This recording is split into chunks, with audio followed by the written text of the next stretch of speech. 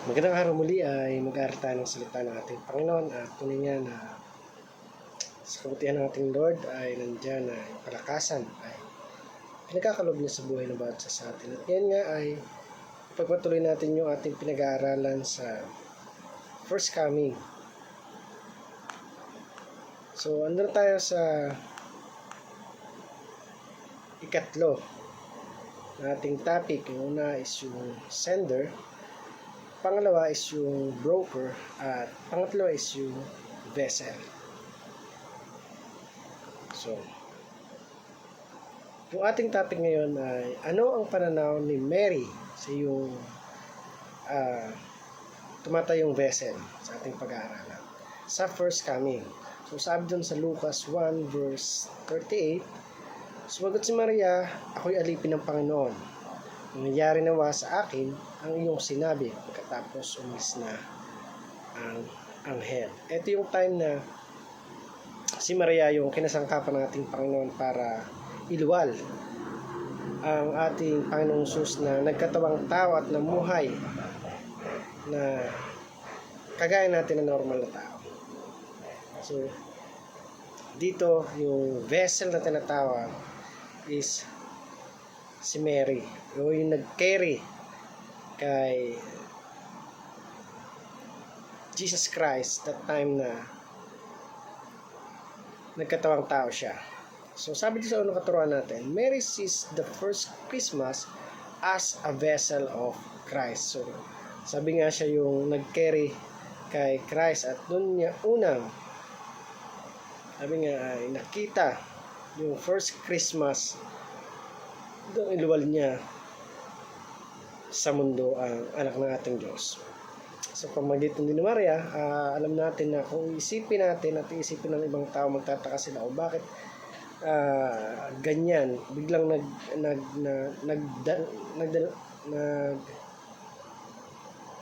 dalang tao si Mary na alam naman natin na siya ay walang asawa. At doon nga sa kanyang pagluluwal sa Panginoong Jesus, doon niya nakita yung first Christmas. Then pangalawa, sabi dito, Mary sees first Christmas as a privilege. So isang pribilehiyo na makita ni Maria na si Jesus Christ na anak ng ating Panginoon ay i-carry niya sa kanyang womb for 9 months at pribilehiyo sa kanya na ipagbuntis ang anak ng Diyos.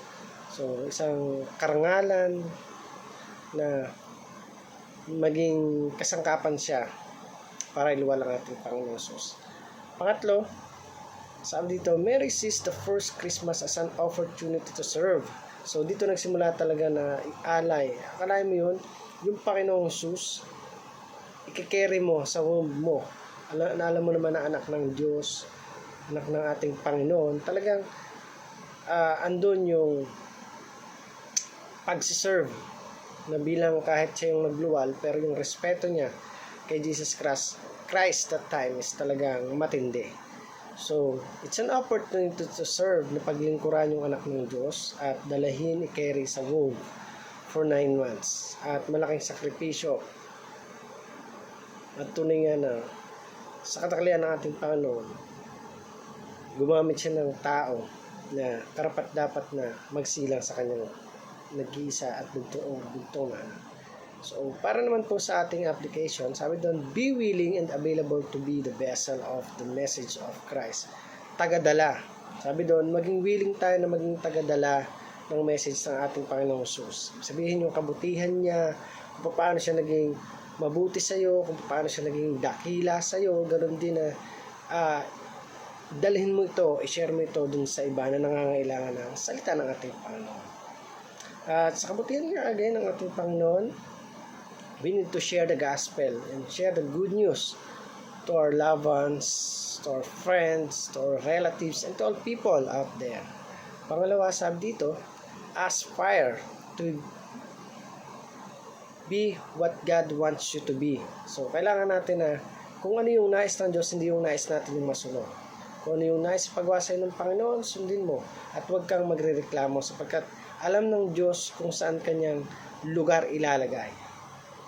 The Lord will know what you want to be. So, kailangan natin na magtiwala, kailangan natin na ibigay sa Diyos ang lahat ng desisyon. At hindi magdedesisyon ay tayo, mga kaibigan natin, o ang manager natin. Number 3, sabi dito, grab opportunity to serve God. So, i-grab natin yung opportunity na mapagsilbihan natin ang ating Panginoon. Kasi alam naman natin na yung buhay, hindi natin hawak. Ang buhay natin maiksi lang, kaya naman kailangan natin bigyan ng kaluguran ng ating Panginoon at bigyan ng karangalan habang tayo ay nabubuhay. Let's grab opportunity to serve God. Sabi doon, una, connect to your loved ones. Sabihin, yung sarili natin, unahin natin yung mga mahal natin sa buhay na ma-share ng gospel. Kahit mahirap, kahit sobrang hindi sila maniwala sa'yo, let's continue to pray. At darating yung time na sila na mismo yung lalapit sa atin at magsasabi na salamat. Kasi tinaniman mo ako, binigyan mo ako dati ng oras at ngayon nakita ko kung gaano kabuti ang Panginoon. Sarap sa feeling pagka ganun yung maririnig mo. Pangalawa, share the reason for the season. So, ano ba yung reason mo? Bakit mo celebrate ang Christmas? So, maraming dahilan tayo na masasabi kung bakit natin sineselebrate ang Christmas. Pero isang bagay, the reason is alam natin na dyan yung kapanganakan ng ating Panginoon. Hindi lang basta birthday, kundi isang special na araw para sa atin dahil sa Kanya kung bakit tayo nandito ngayon at na-saved by the grace. So, letter C sabi dito, land them one step closer to Jesus. So, kailangan nating ilapit sila ng malapit na malapit sa ating Panginoon upang sa ganun ay maramdaman nila at ma-feel nila yung kabutihan ng ating Panginoon. Ma-feel nila na talagang may Diyos na buhay na handang umalalay at magbigay ng protection sa kanila sa time na pangangailangan nila. Dahil alam natin na talagang Panginoon, pag alam niya at kita niya yung puso mo, ay tapat na sumusunod sa Kanya. Walang sala na talagang iingatan at mamahalin ka ng ating Panginoon. Let's serve our God. Sabi doon, ng buong puso, ng buong kaluluwa, ng buong lakas na kaya nating ibigay. Let's honor and glorify our God. So again, thank you for watching this video. I hope may natutunan po tayo sa maikling video na to. Pagpalain tayong lahat ng ating Panginoon.